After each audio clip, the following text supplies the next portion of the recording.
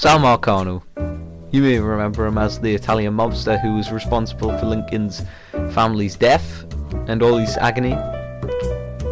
And maybe you remember him as the leader, the dictator of New Bordeaux, the most powerful man in the city, controlling everyone and everything. This man was in fact inspired by a real mobster.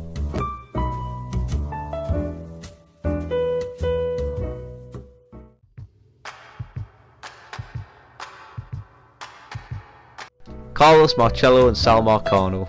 They have the similarities, but also they have the differences. But first we're going to start off with Sal Marcano. Sal Marcano is the main antagonist of Mafia 3.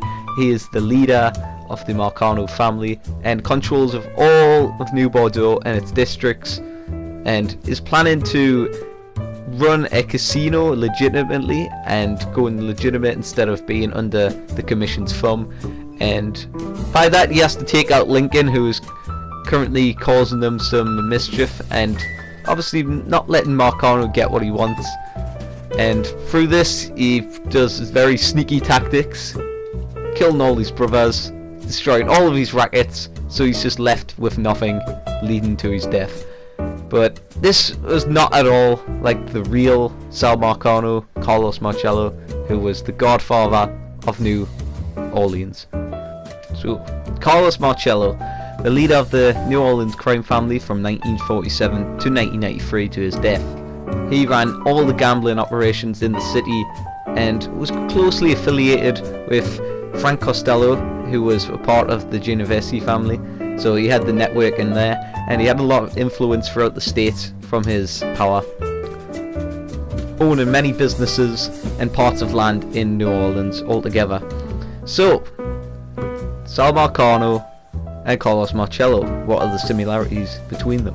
So similarity number one would be the backgrounds. The backgrounds are very similar, seeing as they were both born into poverty and they weren't actually natives of New Orleans or New Bordeaux.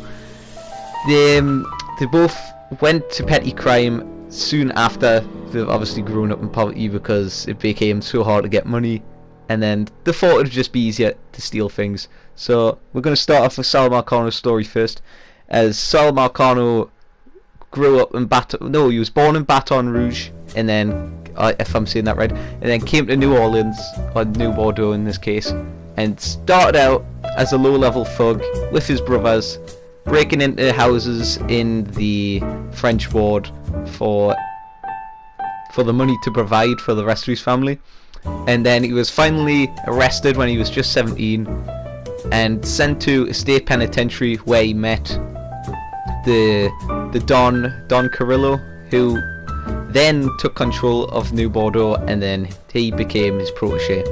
But then the real story for Carlos Marcello was that he was born in Tunisia, and then he was brought into the United States in 1911, where him and his family settled into a decaying plantation near suburban New Orleans. And he turned to petty crime in the French Quarter, but was then later imprisoned for masterminding a crew of teenage gangsters who carried out armed robberies in the small towns surrounding New Orleans.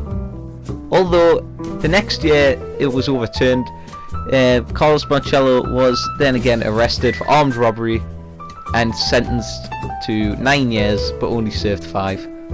Physical appearance would be a big one, as you can obviously see that Marcello was an inspiration for Sal's appearance also, as his background.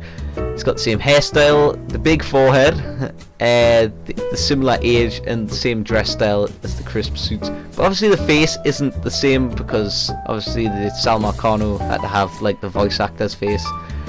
Next would be the JFK assassination. This is a big one, so buckle in.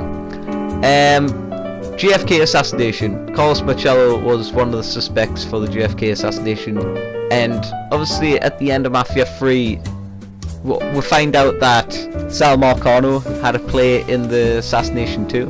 So let's have a look. Carlos Marcello was deported to Guatemala, because that's what it said on his passport that where he was from, by Bobby Kennedy, who is the younger brother of JFK. And evidence shows that Jack Ruby actually was affiliated with the Florida boss Santos Traficante, and if I'm saying that right, and Carlos Marcello, which is quite strange. Jack Ruby was a known criminal, so he had associations with the pair. And there's also evidence to show that Jack Ruby and Lee Harvey Oswald were in Marcello's city of New Orleans at the same time, which is quite strange. And the people have it that think that they were both hired by Carlos Marcello to kill JFK. And obviously we know on November 22nd, 1963, that Lee Harvey Oswald shot and, well, allegedly shot and killed JFK, and we all know that Jack Ruby shot and killed Lee Harvey Oswald.